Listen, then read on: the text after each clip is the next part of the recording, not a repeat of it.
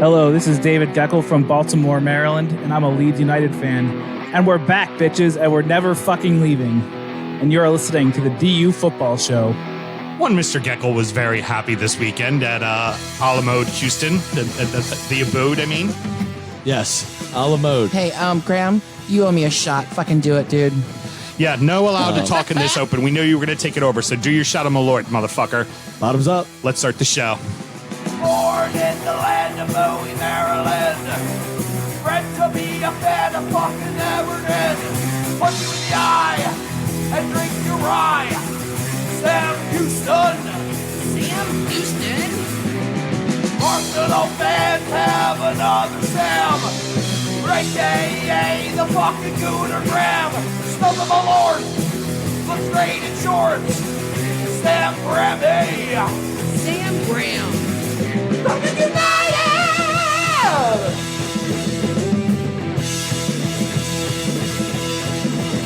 Fucking United!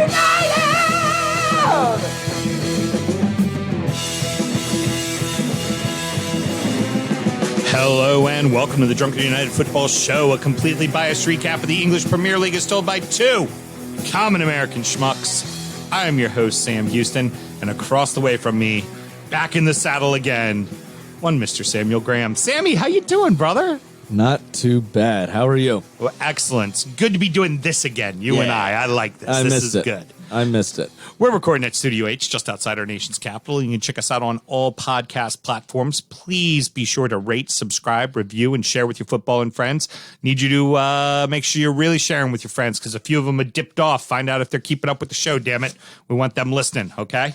Yep. Now, should you want to chat with us, there is many ways that you can. Sammy, why don't you tell the good people how they can get in touch? Absolutely. We are at DU Football Show on Twitter, Instagram, and Facebook, and you can get in touch via email, dufootballshow@gmail.com. Once you do follow us on Facebook, though, you'll get an invite to the Drunken United Football Club, closed group, DUFC, which is super fun and loads of meme sharing and just banter, really. Yeah, it's pretty fabulous. It's a great time. That's the best way to get in touch with us and keep in touch with us. Fresh off the emails, by the way, from our good buddy Keith. Okay. Newcastle supporter, pro Newcastle agenda.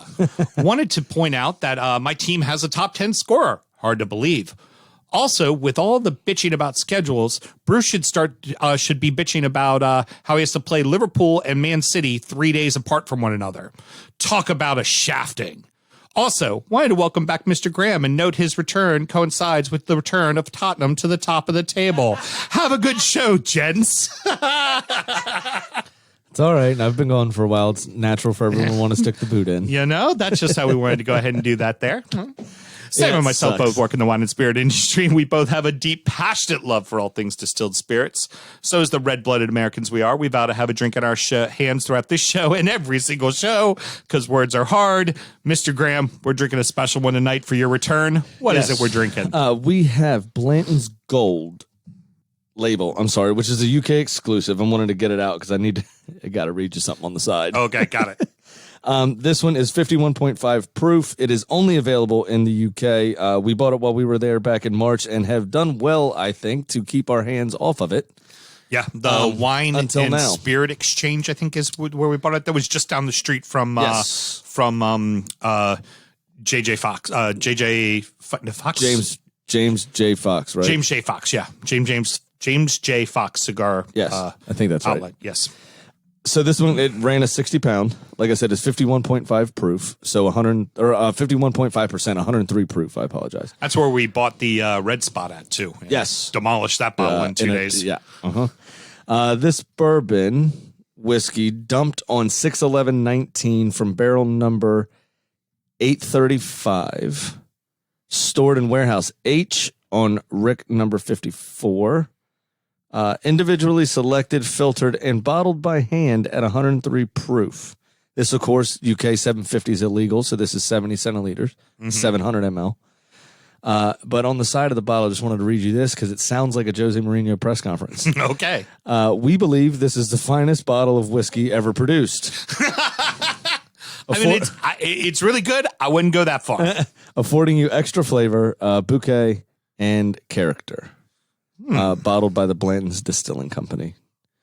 Melissa, could you pass that to Mr. So, Houston, please? this would- Now, I do want to point out that we are not enjoying this whiskey a la mode, as apparently you enjoyed the football on Saturday. Right, With yes. a banana and ice cream or whatever it is. Abode, my humble abode, but I said a la mode instead. I know. And then Keith talking about shafting. I think y'all just have cock on the mind. I was really just wanting to make sure that you got your shot of Malort in before the show started and you didn't have a chance to hijack the opening. Well, what can you say? You win. You win. Well, it's a lovely little bottle. Blanton's, this is typical for their gold label. They do have gold label in the United States. Yes. And it's typically their single barrel offerings. So pretty darn good. So, Graham, let's have a good show, buddy. Lovely. Got me right as I was taking a sip. Sorry. Have a good show to you, too. And what else should we do, Sam? It's been a while. We should remember to drink responsibly. How about that? Hey, guys. You know, that and drinking properly, as in putting the whiskey down your throat and not choking on it like you just did. Well, I had to put it back in the glass so I could respond to you. Heard. So we're going to open up with a couple of draws. Both impact the top of the table. One has us talking about the post-match more than the actual match itself. Spurs 0, Chelsea 0. Brighton 1, Liverpool 1. A typical Jose chess match at the bridge between Spurs and Chelsea. Yes. It was very apparent what they were going to do from the off, which was just soak up pressure and try to counterattack. Yeah. There really wasn't a lot doing in this game. No, there It wasn't. was actually kind of a bore. Yeah, to be honest. But it feels like it's neither team wanted to lose this match, and they played that way. You Right. know, Yeah. It was if there was going to be a win to be had, it was going to be because the other team made a mistake and they capitalized on Yes. it. They weren't going to go find the win. Didn't look like it. Timo Werner did score, but it was ruled out for offsides early on. I think it was 9 minutes in or something like that. Beautiful strike too. Yeah. Kissed off the post and everything. It was really Yep. nice. It's unfortunate that it was ruled out because it was a good goal. But you know, what are you going to do? Like there, as you said, there was adventurous play was not exactly No. a term that you would use to describe this Nope. game. Absolutely not. Again, another shutout for Chelsea. Yep. Like it can't just be putting Mendy in the net. Absolutely, it And is like, 100%. just Because it's calmed the entire defense down. Mm-hmm. They don't feel like they're not trying too hard. We speak about that cliche a lot. And with Kepa back there, somebody who they obviously did not have confidence in, they overplayed their position. You also now have what are we, month and a half, 2 months into the season? Well, now probably 2.5 months in it. 2.5, 3 months into the season now. Numbers keep going up, Mel, doesn't it? yes, they do.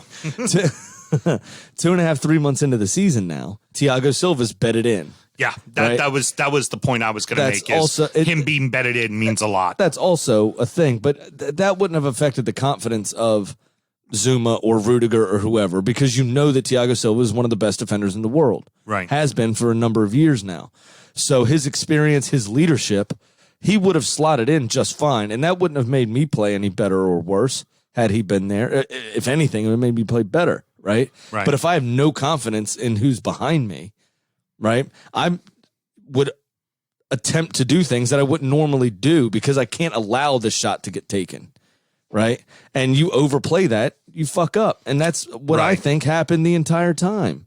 You know, that, I mean, maybe a little bit of movement along that back line in terms of their passing and playing out from the back may have been affected with somebody new like Thiago Silva.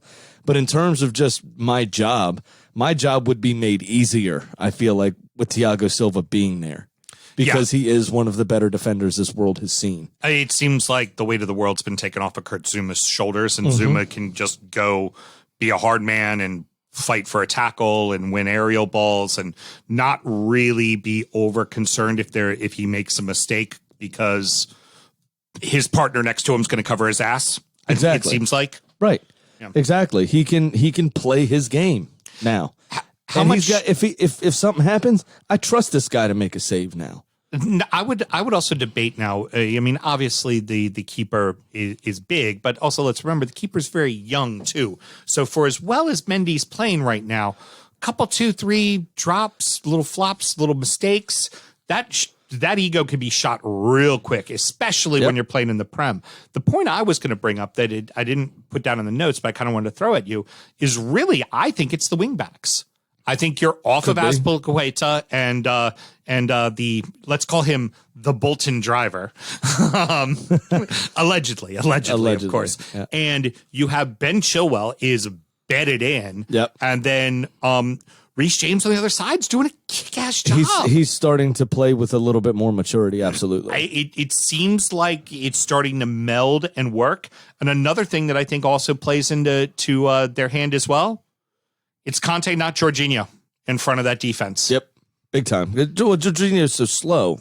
Conte's better. No, Conte's better at the 100% position. he's better. Yeah. And especially for Big what time. Frank wants to do with that team, he's better. Yeah, 100%. So I'm going to jump ahead to this next question, and then we'll go on to Spurs. Is Chelsea now a title contender? Yes, 100%. It seems like they got the yips out of their system. You know, the loss to Liverpool and the 2 draws to Southampton and West Brom. It seems like the defensive yips are gone, and that offense can score. I mean, that offense can score. They didn't score this game, but that offense can fucking score. Part of that, too, I think Tammy was a bit... They just weren't on the same page for whatever reason. Mm-hmm. Ball was played behind him or made the wrong run. You know, he zigged when he should have zagged, so to speak. You know, that kind of stuff. But the balls were being put into the box. Reece James had a couple of crosses. I'm trying to think of who was on the left side. I think it may have been... It was Ziyech and Werner on each side. I think Ziyech put in 1 or 2 balls Yeah. that Tammy kind of twisted his body and contorted, and it was weird as well. But yeah, I mean, the chances were there. Giroud missed a good chance. The chances were there for Chelsea, and Tottenham didn't really. They had 2 or 3 shots. I think Mason Mount had a fantastic shot. Yeah, and that got saved. Pulisic now getting back in and getting healthy is gonna help them as well. Oh, big Just time. gonna incorporate more depth. And 100%. And when you have that competition for places, we talk about it all the time. It pushes everybody to be better. The guy on the bench wants to get into the team. The guy in the team wants to keep his job. So that competition for places lifts everybody at the club.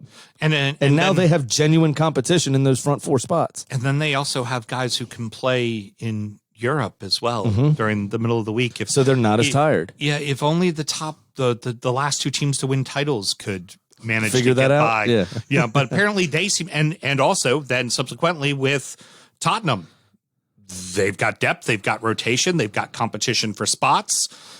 Is Spurs buying into Jose? Yeah, big time they are. And a lot of that boils down, I think, to Harry Kane buying into Jose. Yeah. He works his socks off for that team, and he's the captain. Everybody around them is responding to that.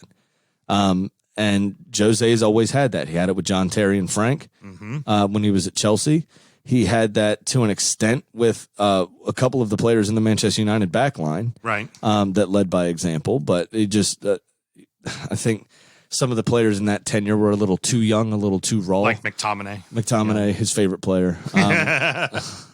Surprised he hasn't tried to buy him for Spurs yet. But he's also had that when he was in Italy and when he was in Spain Correct. too. Players bought into the system, and that's why it works so well. Because let's face it, it can be attractive football when the other team allows you to be. But if the other team's going to dictate pace, Jose is always happy to just let you do it. 100%.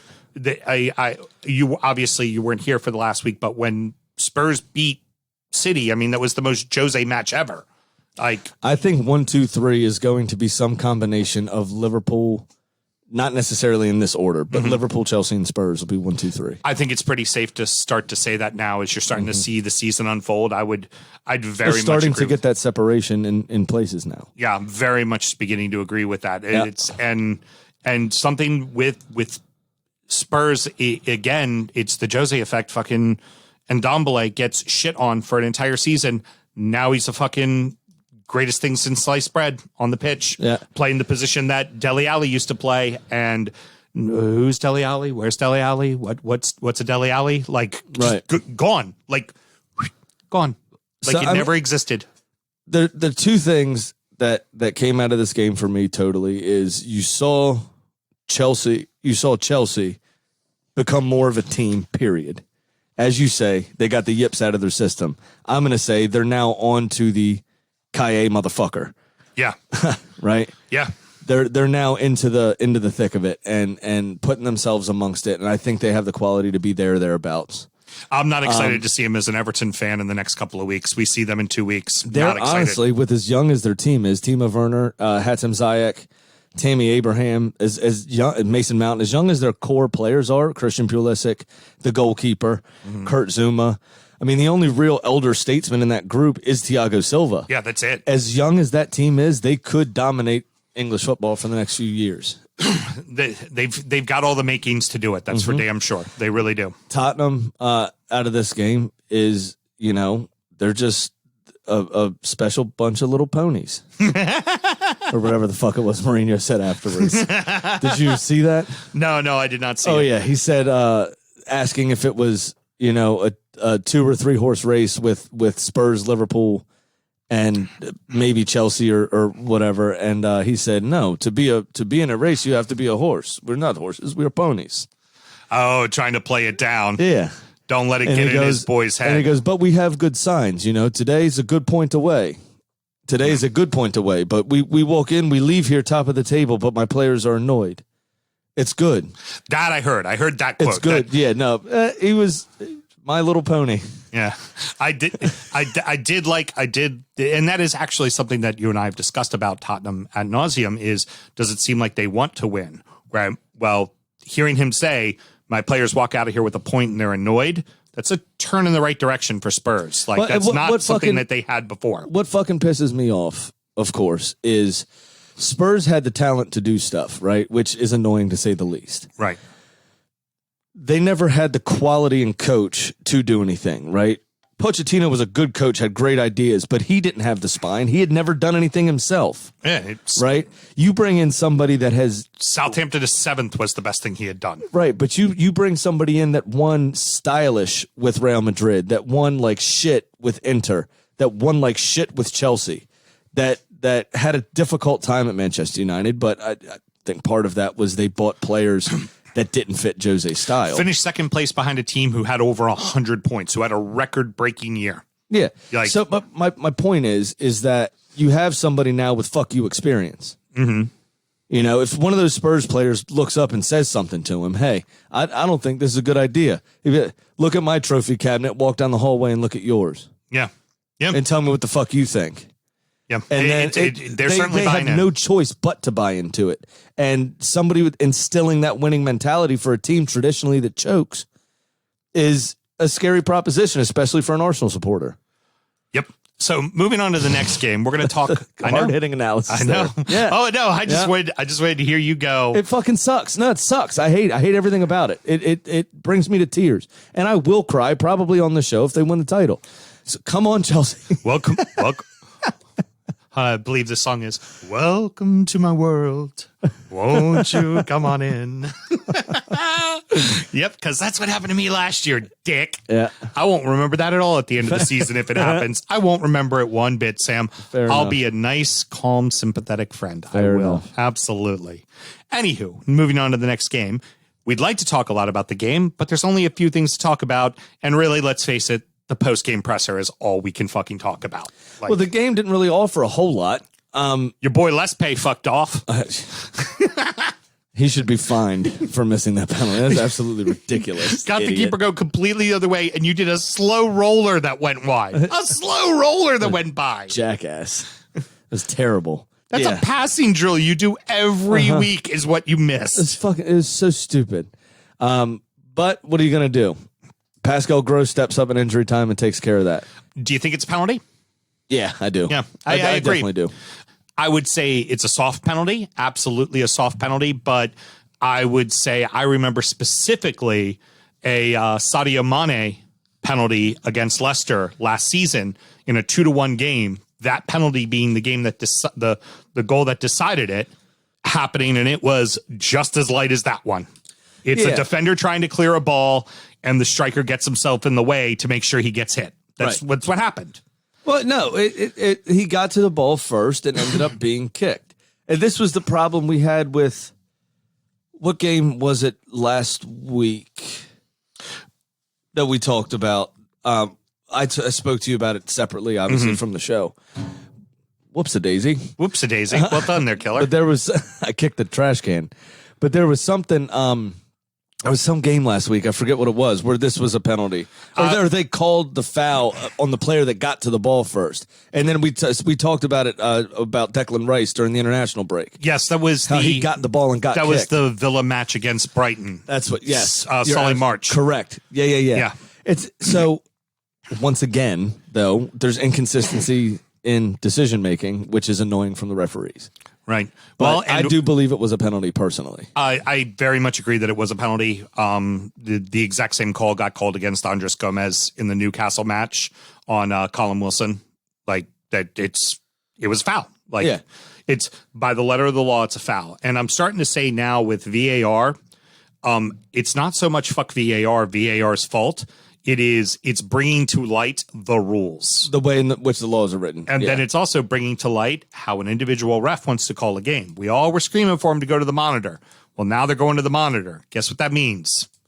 It's now their decision. Yep. So we need to be okay with the fact that it's their decision. We can't start screaming at them and going, well, no, you're supposed to see it differently. No, he couldn't see it the way he wants to fucking see it. It's like, you know, what is what it is. So then anywho, Klopp.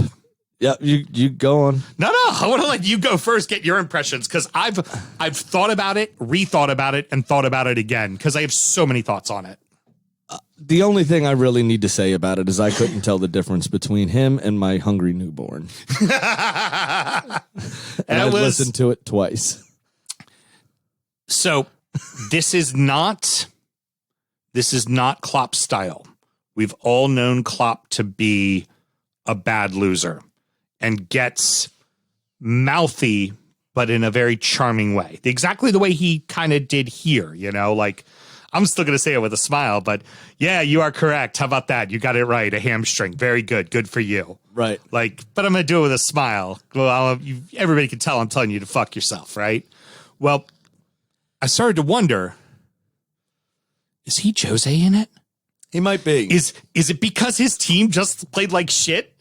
Gave up 2 penalties. He had to pull players because of getting them rest and keeping them fresh because his team, let's face it, is very depleted. And it's, we talk about Chelsea and Tottenham. Well, Liverpool's really decimated with injuries. Oh, yeah, and they have those a other two crunch teams. Champions League tie on Wednesday. Yeah, those other 2 teams aren't bitching and moaning because they have lots of backups and things are fine. If Jose was down to basically 14 guys who could play for him, he'd be bitching and moaning too. He would be.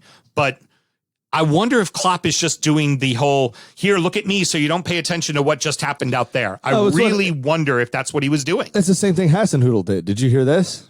Oh, yeah. Yeah, I heard this one. He said we were in the dressing rooms and they were going mad celebrating like they just won the Premier League. Mm-hmm. That, shows how good we are, that they're that happy about this. And to have people ignore the fact that you gave up a 2-goal lead. Yeah, exactly. It's like, what are you talking about? But then in the same regards, Manchester United respects us. That's why they're happy they won. But shut the fuck up. That's part of a manager's job, right? Is to deflect pressure from his team. Jose was the best at it. Yeah. Period. So absolutely. I think it's going to be, him trying to take the shine off of it.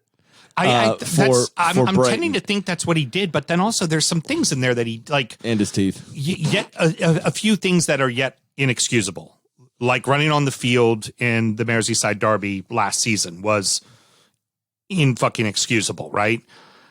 After the penalty was scored, he turns to the linesman, starts clapping in his face.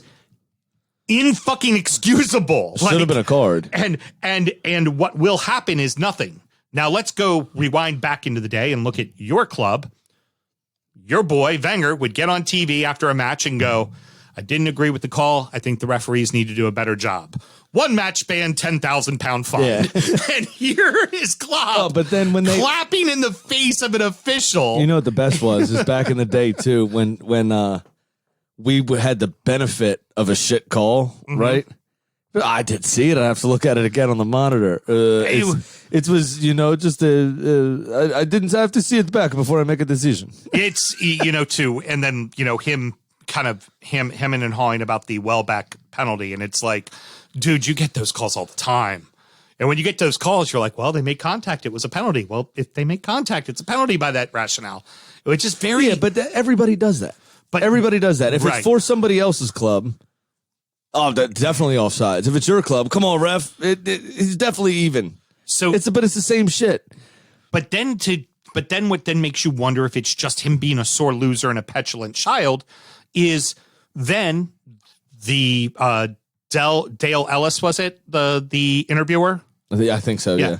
Okay. Again, we shouldn't even have a fathom of what his name is, right? We shouldn't know who the guy is. Just goes, James Milner, was that a hamstring, right? Like, because that's your job, is to ask the coach after the match what the assessments of the injuries are. You do that. That is a question that Jurgen Klopp fields day in and day out when he speaks with the press. What they always ask is, how did this guy get hurt? How is this guy's recovery? Who's injured? Right. And How's he just the goes, recovery going? and then Klopp turns on the interviewer. Yeah, you got that right. Good for you. Good job. Like, and then goes off on this tangent about how the games are scheduled and the way everything is set up. And all the interviewer could do, and this was the best, he's just like, I don't know why you're yelling at me. I can't fix it. Like, that was the best, when he's just like, why are you yelling at me? Yeah. Like, I don't schedule the games, assholes. Shut up. I think he's just frustrated. Oh yeah. And it's natural for football people, for sports people in general, to want the breaks to go for their team and not for the others. So that's always going to happen. We all do it all the time. It's pass interference when they're marking us, but when our guy does the same thing, it's not pass interference. Right. It's the Redskins. I bring this up because it was very soft. Right. When we were coming down, I think a guy touched his shorts on the way. It was illegal contact downfield. Yeah. You remember that? Yes. During the Cowboys game on Thanksgiving. Swept them boys. Correct. Them boys trying to play a man's game. So he turned around right as he's running, and it did not affect the play whatsoever. Mm-hmm. If that was us and Dallas was on offense, I'd have lost my shit. But because it happened while Dallas was on defense in our benefit, I was like, great call, ref. Well done. It's just a normal sports thing to do that. Now, difference is, you look like a petulant child because you're the manager of one of the most successful clubs in world football history. Yeah. So you've won a Premier League title and a Champions League title in back-to-back seasons. Right. So Show some fucking professionalism. you look like a petulant child, but I think it is a natural reaction, a natural thing for people to act like that. Last thought on this. Okay to call out another coach by name about a vote behind closed doors? No, never. That was, I was on the same, like, the fuck are you doing? That I didn't hear. What Called was out this? while he was doing his whole rant, which I'm sure you probably tuned out of about a minute in because you're just like, whatever. He starts going off about 5 subs again, and then says, well, you'll have to talk to Chris Wilder about that because he voted against it. So since we can't have 5 subs because most of the league votes for it, but Chris Wilder votes against it. No, that's fucked. Chris Wilder then, of course, got asked in his match, and he had just lost, and he hasn't won a game, and he's only scored 4 goals. And he goes, I'm going to do what's good for my team, period. Yeah. That's it. That's all I'm But going it's to do. also not I the don't care manager. what. I'm sure the managers talked about it, but it's not his decision either. The votes come from Yeah. the chairman. Yeah. Rule change votes, law change votes come from the chairman. Yeah. It's not the manager that does it. All right. So Klopp's a petulant child? Yes? Yeah. Okay. Agreed. Couple of high-flying matches this weekend. We had a comeback in one and only 1 goal in the other, yet it was still really fucking wild. Manchester United 3, Southampton 2, Leeds United 1, Everton 0. Saints take advantage early, despite not really looking very good in the first half. I think they were in control of it, though. I think they were the better team. I mean, minus the scoreline. I think they were playing better. One thing I love about football is you could play like shit and win. Yeah. Because you only need 2 moments of brilliance. You can play like crap the rest of the time and just hang on. Well, you know what I'm saying? Well, Southampton almost spit it away with McCarthy kicking the ball down the middle and then making the back-to-back brilliant point-blank saves. Yeah. Like, but one of those goes in, it's a completely different game. No, absolutely. But the 2-0 lead, they kind of stormed out. It was good. I thought they were relatively on the front foot, minus a few mistakes. And Manchester United, again, looked disjointed and like they didn't know what they were doing. Like they had no real purpose or desire. And then introduce Edison Cavani. I was going to say, introduce one Mr. Henderson on the bench. Well, that also helps. Yeah, that also helps. Say, hey, and really, you know what? You bring up an excellent point. Fuck the rest of the game. I don't even care about it. The real story in this one is Taylor got a point for a goalkeeper in his fantasy team. Finally, my strategy is coming to fruition. Mel's 10th round pick. the backup keeper for Man U finally gets into the match. Oh yeah. Which is quite fucking funny. It really was a tale of two halves, because then you had, you enter Cavani, and then suddenly there's a man that's making so many runs that the two center defenders have to start paying attention to him, and it just completely opens up the field for a player like Bruno Fernandes. Right, absolutely. That's it wasn't. Well, I think Edison Cavani requires a level of professionalism from his teammates. There is nobody that works harder than that man. Him and James Milner, like they're gonna play till they're 48 years old. He does a lot of selfless work as 100%. a striker, and he's perfectly happy to do it. He runs to nowhere, knowing that he's not going to get the ball, and he does it at full speed, specifically to get the center right back to follow him 5 feet, and that 5 feet is just enough for the man with the ball to make a cut towards goal. Like Absolutely. It's just those little things that he does. And I mean, I know we all joked about the signing of him, but you got him on a free, and what you brought was a fucking professional. Yep. But you just see it. Everybody started playing with purpose in that front six. Everyone started playing with, oh, here we go. So somebody that works hard, somebody that does this, that. Bruno Fernandes, I don't have to do it all myself. There's somebody to get on the end, to make runs and make space, to do all these things. And right. it proved it. Also, he's a lethal finisher. So this in week, a little bit of trouble, though. Yeah. Did you see that? Yeah, he made a reference that is typically made by South Americans towards someone being African American, and it's normally African South American. Right, African South American, and it's normally used in a term of kind of like an affection, like someone in the family that's darker than the rest of the family. Right. And the term is negrita. Yeah, and he used it, and the manner that everybody's really pissed about it, right. because the teething racist Luis Suarez used that exact same term about 10 times in a row with a whole lot of pinche in it as well towards Patrice Evra a few years back. There is a difference Yeah. between lambasting somebody over and over again and what Cavani did. So you can't compare the two for me. Right. One was obviously used as a weapon. The other one was obviously not. Right. Doesn't make it right, but the same level of punishment should not apply here, in my opinion. Well, if we wanted to give it a American term, Cavani is of the age group of a Gen Xer who will probably typically put their foot in their mouth, but then realize that they put their foot in their mouth and just be like, "Hey, look, seriously, no offense." He already deleted the post and sorry has made an apology about it. Yeah. But he's in a country now in the UK where, a lot like here, this issue is on the front burner for a change. Yeah. This issue is in the public space, in the public mindset, in the decision-making process. And yes, it's an offensive term by those standards, by the standards of, I guess you would say, Northern Hemisphere Right. standards. It's not something that needs to be in the public space. It's not something that should be in the public space. Right. What you say to your friends in the comfort of your own home or in the comfort of the training ground is your business. Can't do anything about that, right? Whether I like it or not, can't do anything about it. But once you put it into the public space, something should be done about it. Mm-hmm. Now, and again, there is something different for me in the manner, in the context in which, in the manner in which something is said. Right. So all of the people comparing this to Patrice Evra and Luis Suarez's situation. Got to realize it's apples and oranges.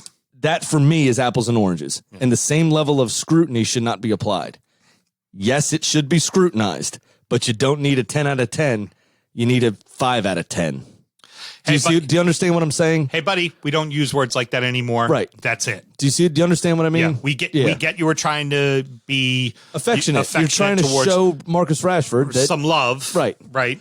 And it backfired. Also doesn't help that the person you use it towards is kind of the poster child for anti-racism in England right now. And he's kind of the face of the league as far as social issues go. It's Rashford. It's him and Raheem on race. It's him and Raheem Sterling. Yeah, absolutely. Rashford is much the poster child for just socially, social things in general, because you got the government to provide school meals for kids. Yeah, absolutely. That were poor, oftentimes of African descent. So Ole's safe this week. He wasn't safe a few weeks back. Are we expecting him to not be safe in another week? Yeah, at some point they'll fuck off again. Yeah. And then they'll be like, oh shit, if somebody else comes in here, we'll actually have to work hard. We won't get to do what we want anymore. So so they'll do what they need to do to keep the substitute teacher around for a bit. Mm-hmm. But eventually I think the axe is going to come for him. So on to the next match. 38 total shots, 14 on target, with 13 saves between the two keepers, including I could count on more than one hand about 6 worldies, like 6 point from both keepers. Yeah, I said that it was a pretty even game and could have finished 5-5. for the neutral. This was a fabulous fucking match. Absolutely. It was you could not have asked for a better match at 12 o'clock on NBC for a casual sports fan to go watch, because that was non-stop action. Show someone how low scoring can be still fun. I give you Leeds versus Everton. Absolutely. The antithesis to Chelsea Tottenham. Yeah, exactly. You're absolutely right. The game was very open. Everton did have 2 goals ruled out for offside, though. And that should be mentioned. Post was hit a couple of times. Yeah, the second one with the Godfrey blocking. Yeah. I could see it being called. I could see it also not being called. It was referee's interpretation. You can't really argue it. Absolutely. Yeah.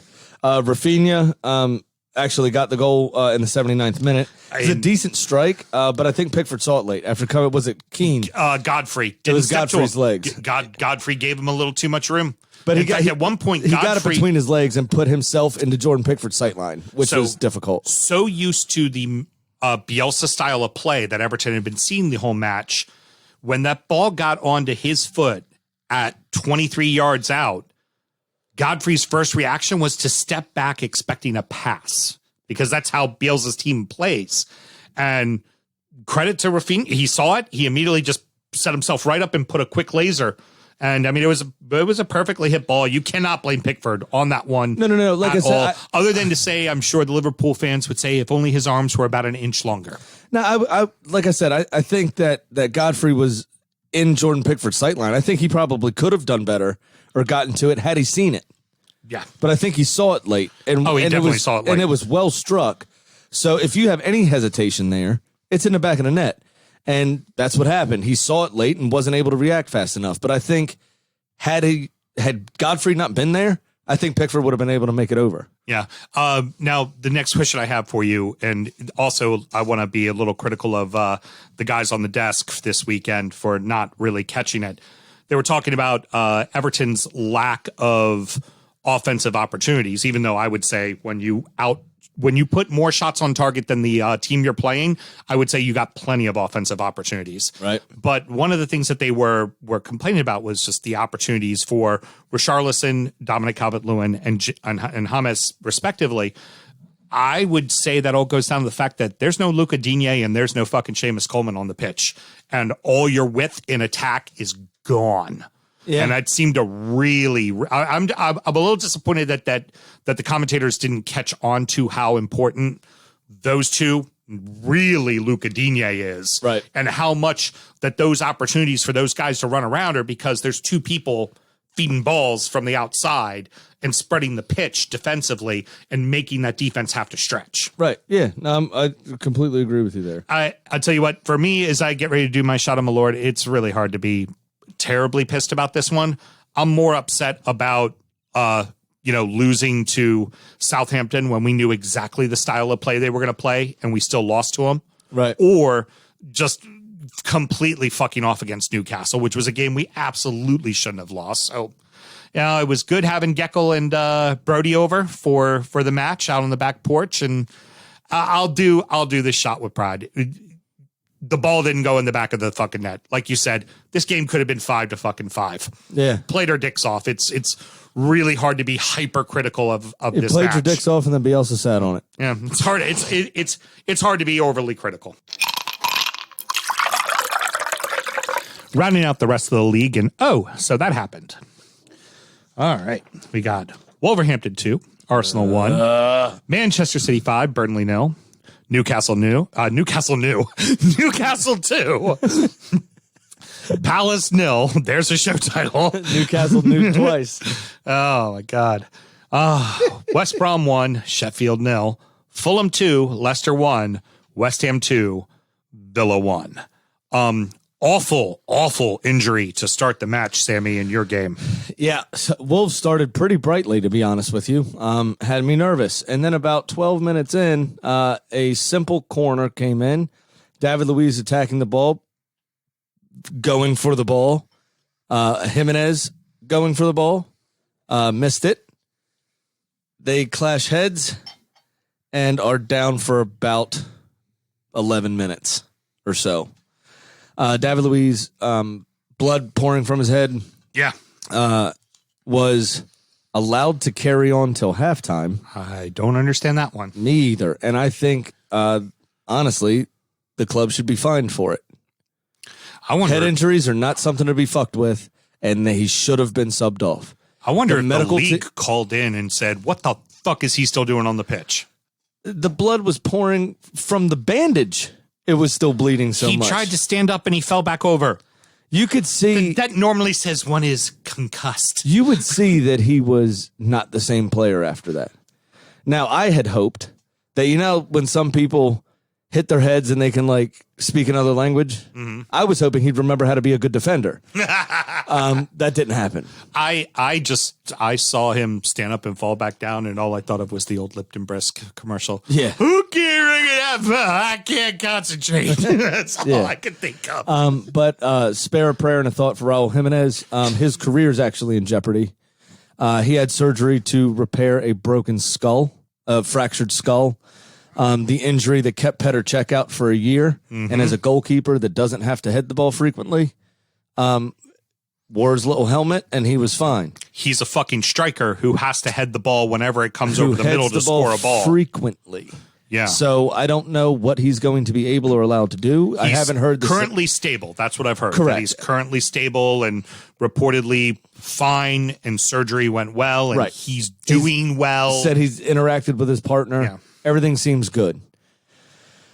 I would worry for his career with a head injury like this. Is obviously traumatic. Is obviously yes. scary. It could change him as a person. Oh God, yeah. And that is scary. And you never want to see that. At all. No. Pedro Neto kicked the shit out of us after that, as did Podence. And Ardama Traore made us look like school children. Gabriel with a decent header to score, to draw us level. But we were never in control of the game. They showed a flicker of hope after we equalized and controlled the match for about 5 minutes, and then went right back into their shell. Why can't you score? Don't know. This is our first time in 505 minutes from open play. Yeah. The Gabriel header. So I don't know what the fuck they're doing. It's like they have no creative spark whatsoever. They're going through the motions. They look more organized defensively. I was going to say there should be a lot of credit to what your defense did. They have looked really, really good. Yeah. Gabriel's been a godsend back there. Rob Holding seems like a completely different player. I think the second, Tierney's playing his ass off. The second goal was Granit Xhaka's fault, in my opinion. He should have been busting his ass to get back and help the defense out. And he was lollygagging. And once, I think he could have been there personally to head back to the goalkeeper or whatever when Podence lifted the ball over Gabriel's slide after the block. But even outside of that mistake, like Xhaka and Ceballos have been pretty fucking good as far as like. Yeah, Ceballos was anonymous in this game. The He two of didn't them do much should at all. deserve a fuck ton of credit in that 0-0 draw against Leeds. They were fucking worldy. So it's Yeah. just like, but it's I don't know something's what they're not doing. going forward, and it can't just be we'll insert Partey and everything will be fine. Because then if that's the case, every team just knows hone in on fucking Partey. And It's not just it's Partey freeing up the others to do their thing. Yeah. Because he does so much work, like Conte, like we Yeah. talked about with Conte. Yeah. For Chelsea. It's having that security blanket to be able to be free and do what you want and express yourself. And they're not doing that. They're playing scared. It's gutless. It's spineless. Nobody wants to stand up and take responsibility. It's absolute garbage. Now, the only thing that matters to me is fantasy, and that would just be I'm sick and tired of my my first round pick, number 4 overall, your boy Aubameyang getting his fucking Fortnite money like Ozil and fucking off and giving me 2 points participation every fucking week. I'm going to need him to start doing a little bit more. So while you're sitting there typing on your phone, I'm going to need you to go ahead and text him real quick because I know you got a pipeline. Be like, look, Big Sam's pissed off. You're not scoring him any fucking fantasy points. Fuck off and get straight. Yeah, I'll let him know. Okay, very good. That's really all I care like about. I have a fucking thing. I would like to pontificate about Manchester City scoring 5 goals against Burnley, but this is what Manchester City does to Burnley every time they play Burnley. It doesn't matter that it was a kid in the net. Doesn't matter at all. Why? Because they did it to Joe Hart. They did it to Pope. They've done it to Heaton. When Manchester City, there's a reason why I took Man City and the over for 3.5, because I looked at that game and I went, oh, they scored at least 4. It's Burnley. I think I was supposed to do this, wasn't Yeah, I? why don't you go ahead and do that shot real quick? As for this week's loss and Tottenham being top of the table. Yep. Cunts. Yeah. No, that'll taste like Tottenham being top of the table too. And is there? I mean, yeah, they scored a bunch of goals. Burnley, I feel concerned about I feel concerned with Burnley because they've reached a point now where they didn't bring anybody in because there was no money to bring anybody in. And I understand that their finances are tight, but then you let a whole lot of old veteran type players go. Not that I expect Aaron Lennon to be the savior of your team or Hendricks to be the savior of your team. But in a situation just like this match, you have Hendricks out there playing instead of a 20-year-old kid starting, making his Premier League debut in the middle of the fucking pitch at center mid against fucking Manchester City. Yep. You're not going to succeed. Nope. You're not going to succeed. Not a chance. And newsflash, when you turn around and play Everton next week, that's going to be a fucking problem too. Like do you really have much all to add to this? I mean, it was Morris scores a hat trick. Yay. Okay. I said Burnley did manage one shot on target, but this was called spot on by Houston. Not much to say, as City dominated from start to finish. Mars had a hat trick, Mendy and Ferran Torres with the others. Mars' second goal was the pick of the bunch, and Mendy took a break from his Twitter and Instagram to volley in the third. Tidy little volley. That's all I had to say. Tale of 2 players in the next match. Palace doesn't have Zaha. They can't win. Newcastle has Wilson up top. They can't seem to lose. They have a chance, yeah. Absolutely. They both did have chances in the game. It was actually pretty lively. I was surprised. It didn't turn out to be the shit spectacular I thought it was going to be. Right. Both goalkeepers played well. You could argue some of the chances were pretty tame in this game. But Newcastle kept coming, and Joe Linton, I think, worked his socks off. I think he deserved that little bit of luck he got with the deflection, and it was a great pass, reverse ball to Callum Wilson for him to find the back of the net from Joe Linton. That was great. Joe Linton is honestly, I think it's the competition of having Wilson there has made him a better player. Because last season he just came in as the big high signing, figured, I'm Brazilian, you gave me a lot of money, I will score goals easily, and then you didn't. You did nothing. You fucked right off. Well, they play him in a different way to what he played at, was it Freiburg he was at? Yeah. Somewhere in Germany. Maybe it's Hoffenheim. I don't know. Oh, somewhere in Germany. It was scored like 17 goals, but he was deployed kind of down the left and then would cut in. Here he's been a center forward, and he's not been very good at that. No. They play completely differently to the way that he was playing in Germany, where he made his name.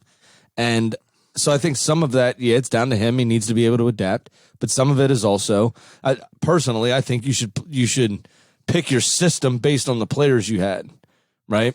If you want to sign somebody, you want to bring people in, you got to make sure they fit the system that you want to play. Or if they just get signed, right? If they just come in like what happens at Manchester United, where Ed Woodward makes all those decisions, Right.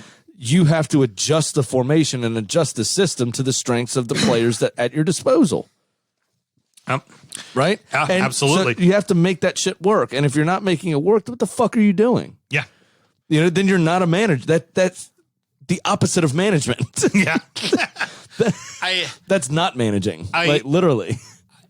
I want to dive deeper into Newcastle and Palace, but we're already running long, and I think I'd rather finish out the games. But put it in the back of your mind. I definitely want to talk about what we think Bruce is doing with the club and where Newcastle is going, and also what is Palace going to be without Zaha, or with Zaha. That just worth to think about for a future time. West Brom finally get a win, and the Blades cannot get out of their own fucking way. Even when they get chances, they can't fucking score. No, but it was a lively game. I was actually pretty surprised. Sheffield United did not sit back on their haunches and just try to defend. They actually went out and played, had a lot of chances, a lot of stuff off target though, and they have to tidy some of this stuff up. I was pleasantly surprised too. By the way, I'm gonna not let you get away. You're not gonna let me get away with them. I'm not letting you get away with them either. Surprised. I don't know why Lys Mousset's not playing. He was fantastic last season and offered them something different to just the big brute of Ali McBurney. Why isn't Riyad Brewster starting? Yeah. You spend all this money on a kid. You want to do something that's going to change up your offense and be a little bit more explosive, and then you don't fucking start him. Like, is he just not training well, and that's why he's been a sub nonstop? Besides that, right? That's the only player they really brought in. I don't remember too many signings by them. Yeah, other than him, and I think the midfield and defense could use some refreshing. They could have used some competition for places. They could have used just some fresh blood in the place. So I've gotten everybody else's opinion over the past 5 weeks, and I've given my own, but I want to hear yours. Are the Blades figured out, and are they in real trouble? Yes.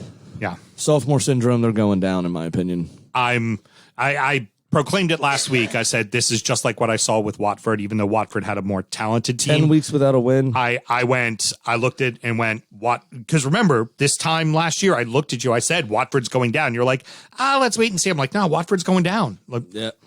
Sheffield's fucking going down. That's it. They're going to go down. Yeah. I would agree with that. Fulham get a gutsy win. And how about this? They took a penalty shot and it went into the net. Wow. Like, imagine that. Into the net. Send Neil Makeless that blueprint. Not off the pipe.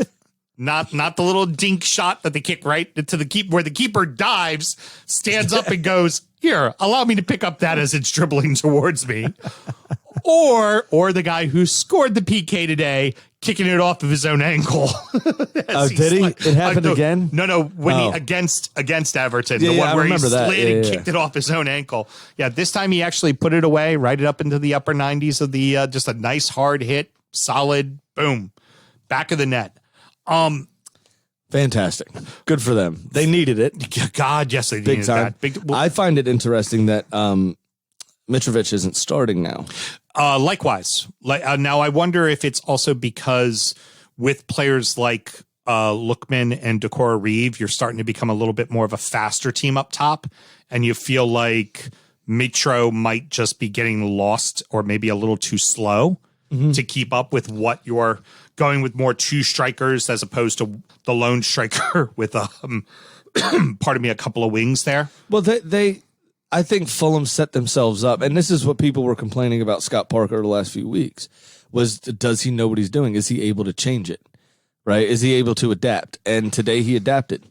He played a Jose Mourinho style. Yeah. Leicester had, and I just pulled the stats up, 67.7% of the ball. 16 shots, but just 3 on target, right? So they were forcing stuff. Fulham, on the other hand, 32.3% possession, only 10 shots, 5 on target. So they were very efficient in their possession, with that only having 1/3 of the ball, but managing more shots on target than the opposition. They just soaked it up and punched them where it hurt. Leicester also started the season. They were 3-0, and I told you I wasn't convinced by how they were doing it.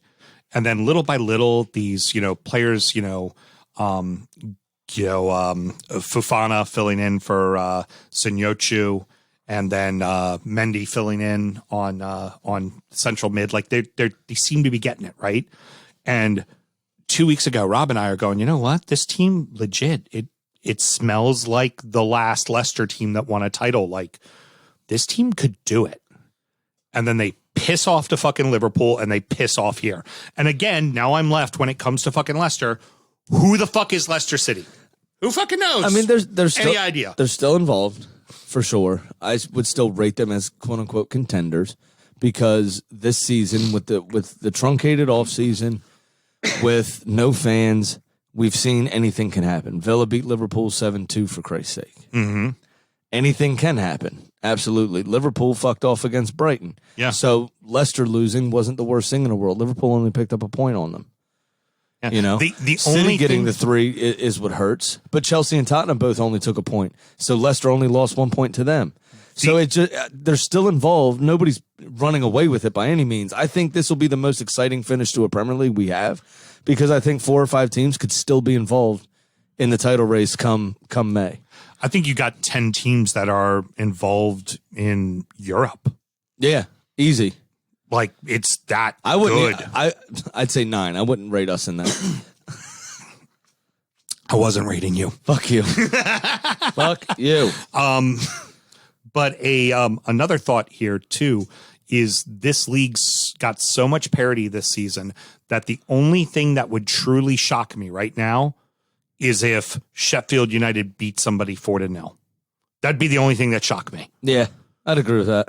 If anybody beat anybody, it would not surprise me right now. Not at all. Wouldn't surprise me one bit. Correct. It's really not that shocking. Agreed. Although I will say, like I said, I just want to bang my head against the wall with Leicester, because I'm not convinced by them. Then I'm convinced by them, and now I'm left going, who the fuck is this team? Yep. It's insane. It's just drives me nuts. And then last match, the one that closed out the week's action, Hammers score in the first 3 minutes. They score in the next 28 seconds of the first half, and then Villa dominates the entire fucking match. And Fucking Bubbles. Fucking Bubbles screwed me too. Jared fucking Bowen made me lose my fantasy game by 1 point. oh, And it was the damn. bonus points from his performance today that did it. Oh, With damn. his regular statistics, I was still ahead by 2. But because but because he was the game's #1 star and got 3 bonus points, Yeah. oh, Smokey beat me by 1. Fucking Bubbles. I'm forever blowing Dude, bubbles. that's the lamest intro in all Pretty of bubbles in the and I know air. Chris is one of our biggest fans, but that is still the lamest intro. And And then all the Smokey. Fly bubbles, so high, all they the reach bubbles the going sky. around. I was just looking at it going, for fuck's sake. And like my dreams, they fade and die. Fortune's always hiding. I've looked everywhere. I'm forever blowing bubbles. Pretty bubbles in the air. I mean, you might as well take the shot right now then, Mel. I'm just, yeah. I mean, Graham did just serenade you. The shots for Watkins' elbow. Yeah. Dedicate this to Ollie Watkins' elbow. Oh, look what button I still have. It's also a dig to me because it's from the Molyneux. Yeah. God damn it. Beat him. And indirectly, we fucked over Sam, which always makes us happy. This West Ham team seems like the good Moyes coach. This seems like the Everton of old. yeah. Dig where in, Not be the solid. Moyes Sunderland, but Moyes Everton. This is Yeah. what this feels like. They just gritty, find ways to win, not always the best team on the pitch, but This is still, what Manchester United could have been. Had they given him a fucking chance. Well, Moyes right now is in 5th place and in a European slot, which is not where Manchester United is. and That's my point. And guess who they play next week? West Ham, Manchester United. Yep. How's that shot I taste, haven't Sterling? done it. I'm doing it right now. I just wanted to wait. Teams of other fans, Yuck. well, the players and fans from another club that famously sang Forever Blowing Bubbles in the dressing room. Who was it?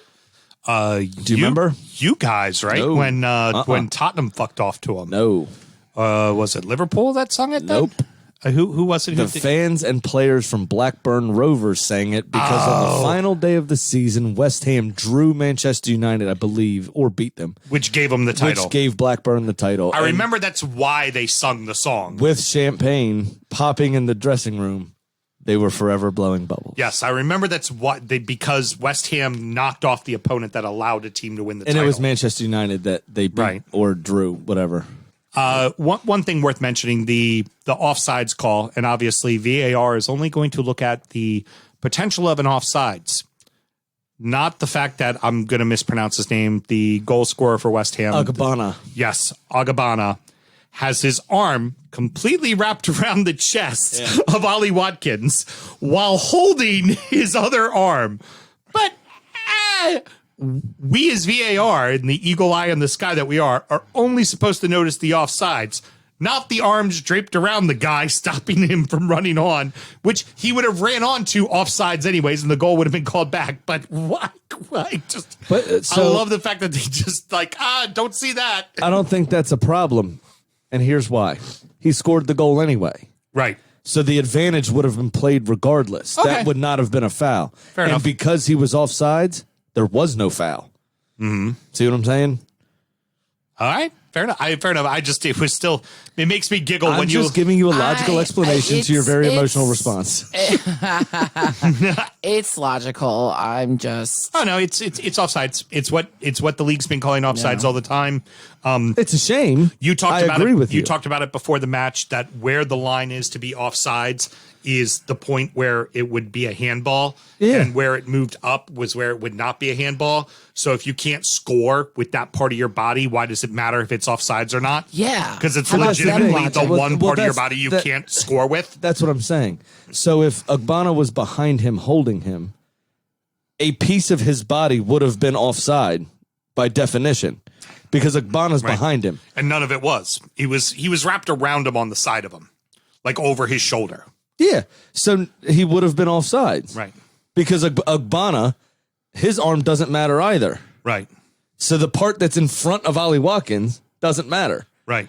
So Ollie Watkins' head, his knee, his foot None of that was offsides. should have been. None of it was. If what you're describing is true. Oh, okay. And Agbana was behind Watkins holding him. He wasn't behind him. He Even was next to the to side. him. He was to the side of him. His body was so his chest was on his one shoulder with his arm wrapped around him and the hand on his. So he was kind of even with him like this. I know that we're doing a great visual. Yeah, So. then I don't know. Well, I was just bringing up your point about the part of his body that was quote offsides is a part that can't score a goal. Right. So how is it an advantage? But his arm. No, I'm with you. There is no advantage. It's the Patrick Bamford against Crystal Palace Correct. thing. His arm's pointing. How does his arm can't score a fucking goal? No, his arm shouldn't. Your arm can't be offsides. It's only something that you can score with is what they call offsides. Mm-hmm. But they measure it from the same definition by the opponent, right? By the defender. So if I'm my hand can't keep you offsides. It's from my shoulder up, right? My upper arm, whatever they call this. Right. Up. So who knows? So Smokey's ears must have been burning Uh-huh. because I literally have this message. Please, please, please, someone bring up the fact that Jack Grealish got brushed on his right leg, but was crying like a girl holding his left. Damn cheat. No wonder they're called the villains. Benny Hanna needed to start 20 minutes of football and 2 assists. Decent return. We've gone 2 hours, so it's time to tell you what little we know. It's prediction time. Well, we've only gone about an hour, but still. We need to keep the old train rolling. We're going to talk about offsides forever. But Jack did milk that one. Like that was really my God. obvious. It was terrible. It was terrible. There was listen, one where he got bumped. This is the one he's talking about. He got bumped. Jack stopped, looked at the ref, jumped in the air and grabbed the wrong knee and fell on the ground. Like literally looked right at him like a 5-year-old kid and went, "Oh my God, I'm hurt." Now, what I was gonna say is don't blame Smokey for talking shit, because You know what? I will blame Smokey because that woke motherfucker using the like a girl. Well, this is the only 8 minutes. Calling him out. This is the only 8. I got no other defense. This is the only 8 minutes he'll have internet today up there. So That's just true. let him say what he wants. That's true. I got no other defense of Jack, so I have to turn on my attack onto the poster called deflecting. Up there in the woods of Vermont or wherever the fuck he lives. Yeah, at least he's got his pies to keep him happy. Very true. I didn't get any pies, dicks. No, nor did I. But no, his autocorrect probably is still processing, even though the email's gone. Oh, gotcha. All right. So what's important is I hit my bet because I know what I'm doing. The rest of you suck. Thank you. Wow. The rest of you suck. That's just the Awesome. case. So let's see here, Graham. I went back, listened to everything. So you told me I need to keep track of where your money is. Last week you were down 443. Okay. And because you suck at fucking betting, you are now down 543. Thank you. What loser do you have this week? So first thing for the cup of losers, if you'd be so kind. Yes, please. to Feed pass the it cup of losers. over this way. The last month or so of my betting has perfectly summed up 2020.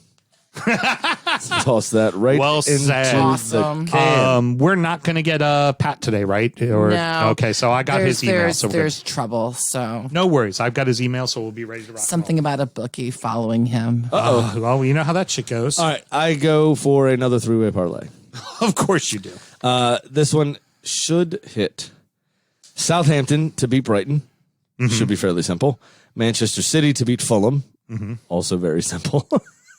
And then finally Chelsea to beat Leeds, which is the toss-up game, which gave me plus 374. Because I need to start chipping away at this losing streak I've got going on. So to start your betting, there'll be a Brighton Southampton 1-1 draw and completely fuck off your bet. Yeah. Okay, perfect. I think What's that gonna game pay you happens out? on Monday. What does it pay you out? So it'll finish fucking me off. Oh, yeah. It pays out 374 All right, on so a it $100 bet. takes away a little bit of the debt there. That's it. Yeah, I need to chip away at it. So I had two, in my opinion, shoe-ins with Southampton and City. The toss-up with Chelsea and Southampton. Chelsea and City, the two shoe-ins. Right. The toss-up for me then turns into Southampton-Brighton. Although Leeds finally getting to play Chelsea again for the first time in a long time, I think it'll be fine. cool. Yeah, I tend to agree. You're wrong. Tend to agree. Well, then, since we couldn't get him on the phone because he's on the run from the boogies. From the boogies? And now, it's time for our degenerate gambling friend Pat's Pick of the Ooh, Week. the boogeyman's coming to get you. Yeah, they are. You know what they're going to say? They're going to say, "Pay me my fucking money." That's exactly what they're going to say. So close. So damn close.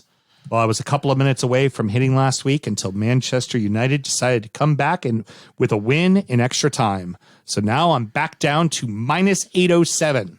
So this week, I'll only be making 2 picks. I'll have to make a pick in the Tottenham-Arsenal game. I'll take Tottenham minus the half a goal at minus 110. So he's risking 110 to win 100. And I'll take Liverpool over the Wolves at minus 1 goal at minus 140.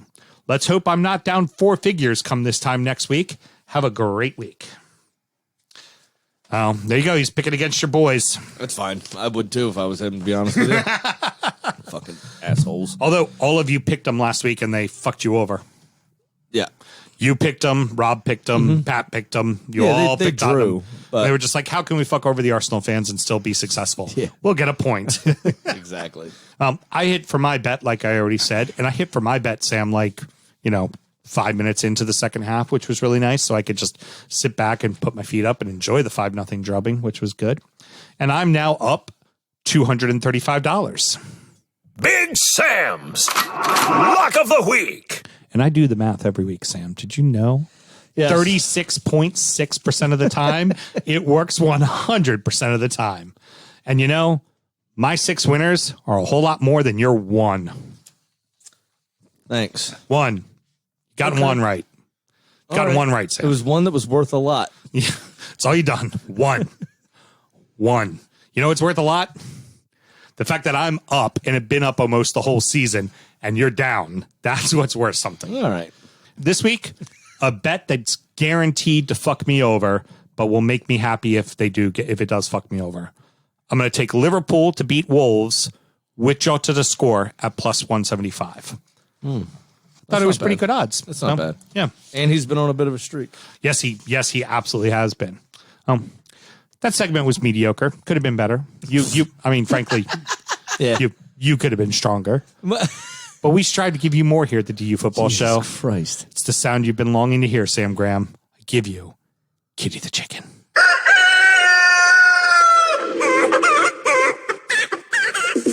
Well, Kitty missed on Liverpool and finds herself at 4 over 6. So this week, I gave her Man City hosting Fulham. So Kitty quickly pulled out an old Polaroid of her with Johnny Marr and the late Ian Curtis in front of Salford Lads Club. Ooh, some old school new wave post-punk music stuff. There you go. I mean, how Not too old many is- people know about the Salford Lads Club. That's for damn I've sure. heard of all of those words, just never in the same sentence before. Kitty not only knows the words, but she was there. And so, along with That would be both, 1980 when she was there. yes, 1980. She's Kitty, old- you that's know an what? old chicken. She gets around. She's experienced and she's popular. She's a whore. Now, along with both being post-punk royalty, they also both supported City. Well, Johnny still does. So Kitty is going with a City win. No, so Sam, if you did not know, Johnny Marr is the guitarist of the Smiths. That's where Okay. he was famously, and the old Salford Lads Club is where the Smiths took their first photo together. It was kind of, that day was the day that band formed. Oh, okay. And then, of course, Ian Curtis was the very troubled frontman of the band Joy Division. And then Joy Division ultimately became New Order after Ian's passing. And apparently both of them, big fucking City fans. And both of them friends of Kitty the Chicken. And of course, the chicken would like to remind everybody to please gamble legally and responsibly.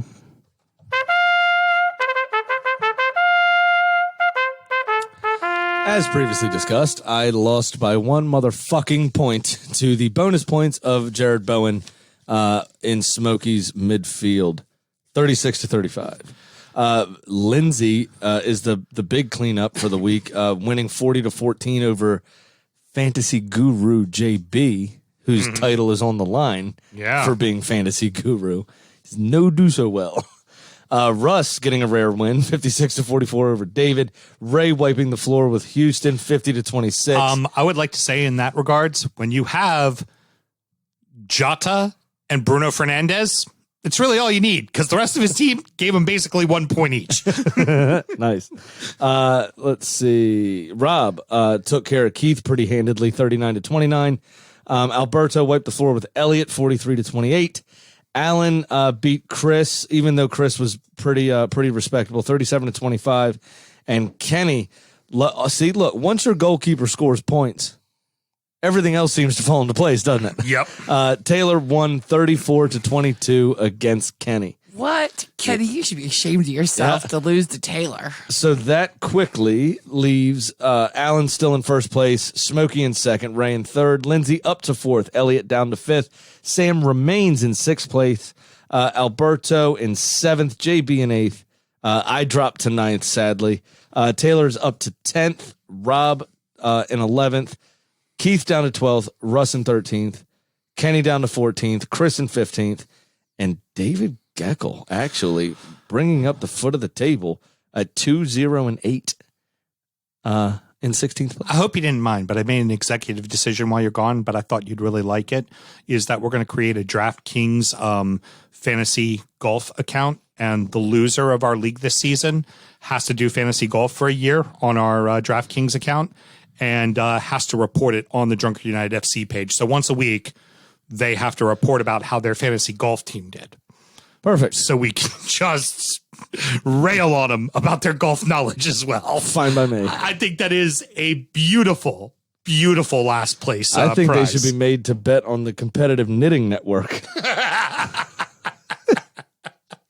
So you just have to make them pay attention to fantasy golf for an entire year That's pretty good. and report on it back to us for I'm in. our own petty enjoyment. I'm in for that. I'm also in for next season, and we'll talk about this later, hopefully doing 2 leagues and having a relegation and promotion. Oh, that might be fun to do. I like that. As we had a couple of people that still wanted to get in that we had shut it down because we just did the one, and it was only 16 instead of 20 teams. So, yeah, I think that's a nice idea. Yeah. Do the one draft shows on the big show, and the other draft show we just oversee and let the 16 teams do it. That'd be fun. Yeah, so if we can go get with enough that. people involved, and then you can have, if you're finishing last, you're fucking relegated. You're into the one that we don't talk about. Pro Rel. Yeah. Pro Rel. I love it. That's I like bringing fabulous. that in. And it's only admin twice, Yeah. so it's not bad. It's not that hard to do. I'm in Pretty it. easy. I'm all for it. Excellent. Well, that's going to wrap it up. We went a little long, but it's been a while. We've wanted to chat. That's for damn sure. Yeah. I missed you, buddy. I missed you too. Excellent. Very good. So you got any parting words for Of us? course I do. Oh, it's, I mean, Let's That was a see. silly, silly question, Sam. Let's see what we got here. First, obviously, thank you to Alan and Rob for filling in for me. Russ, you can go fuck yourself. Russ is the nice one.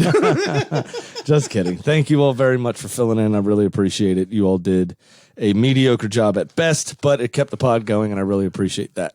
Today's my father's birthday. Would have been 68 today, my late father. So happy birthday, Dad. And then lastly, obviously the news that shook the football world this past week was the passing of Diego Armando Maradona, El Pibe de Oro, the Golden Boy. Born very poor, and through his career developed and maintained a man of the people status and personality, and he truly was.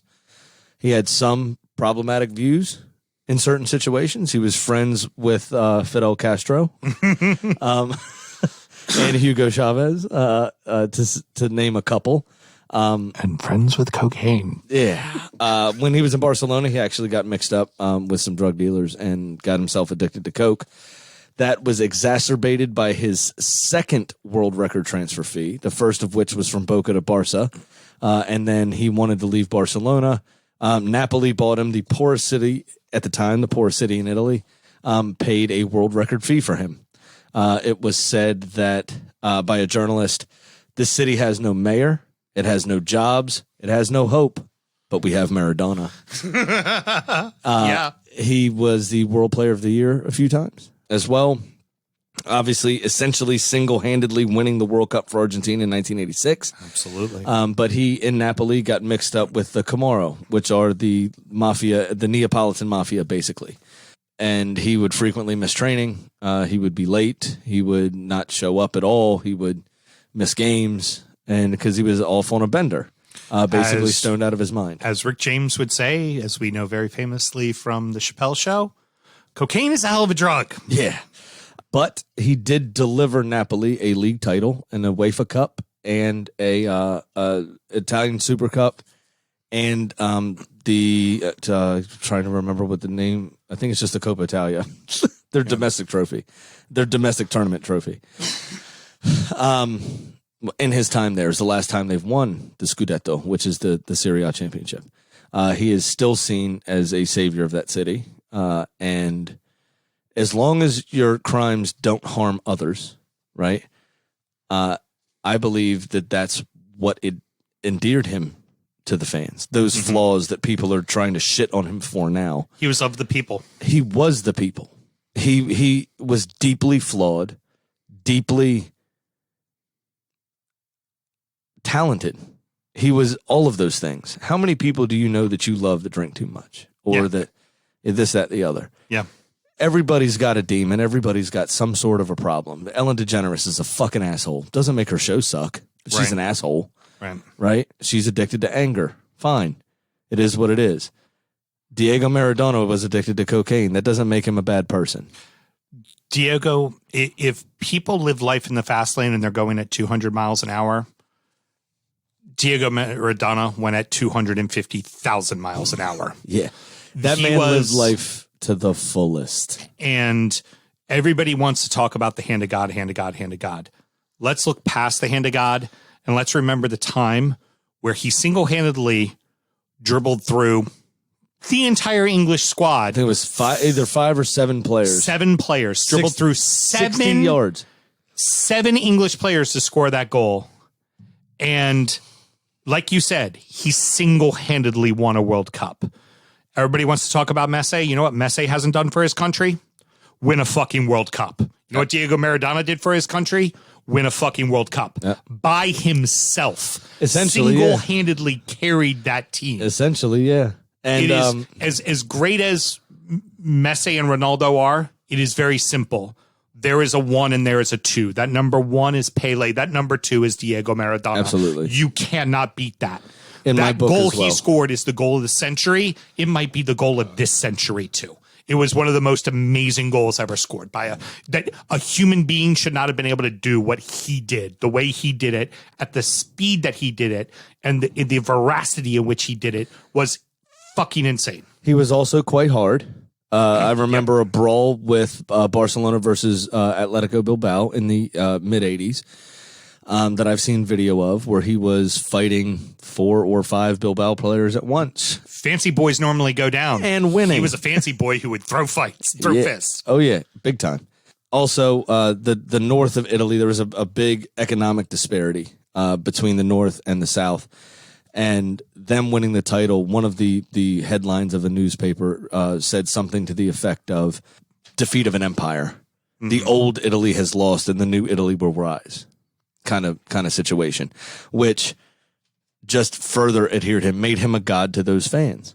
We think of also, you know, how many times do people of fame have surround themselves with people that say, remember, you're not a god. Remember, you're not a god. Remember, you're not a god. Everyone in his life was saying, you are a god. You can do anything you want. And God damn it, he did. Because Diego Maradona was a fucking god. Absolutely. He was 100%. a god amongst men. The Pope John Paul II hosted him at the Vatican. And this was a forum about economic disparity in the world and the church's place in that and how they can help. Diego Maradona looked the Pope in the face and he said, you can start by selling your ceilings, amigo, because they're made of gold. Dude had a set of nuts on him that you wouldn't believe. The guy was awesome. And I'll close with this. Is a quote from a Barcelona teammate of his, Lobo Carrasco. Said he had a complete mastery of the ball. When Maradona ran with the ball or dribbled through the defense, he seemed to have the ball tied to his boots. I remember our early training sessions with him. The rest of the team were so amazed that they just stood and watched him. We all thought to ourselves, privileged to be witnessed of his genius. And that's a fact. Said. Perfectly fucking said. I never consciously got the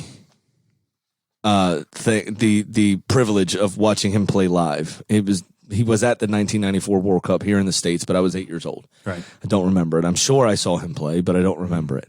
But I've watched hours of his videos. I've watched almost every documentary about him. The man is a legend, and a few mistakes and some struggles in his life should not change that.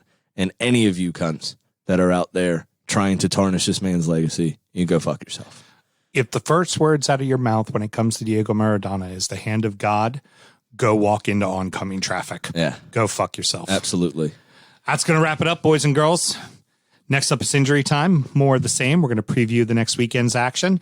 And Sam, if somebody wanted to figure out how to get injury time, how would they do that? They could do that at www.patreon.com/DUfootballshow, where occasionally I'm looking at the clock and you're not going to get your money's worth this week. We got to do this kind of quick. Heard. Just kidding. Excellent. Check that out. And you get loads of other extras as well. We got stickers. We got stuff like that depending on which tier you sign up to, you might be able to get something. Excellent. You still got it, homie. Thank you very much. I appreciate that. R.I.P. Diego El Pibe de Oro. Buenas noches. Until next week, everybody.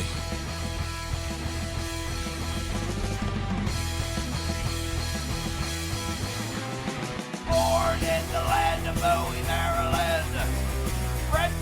a fan of fucking Everton. Punch you in the eye and drink your rye. Sam Houston. Sam Houston? Arsenal fans have another Sam. AKA the fucking Gooner Graham. Smell the Malort. Look straight in shorts. Sam Grammy. Sam Graham. Brooklyn United!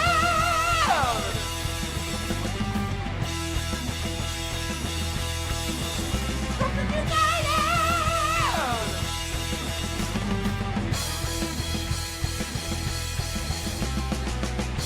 Hit the fucking mute button!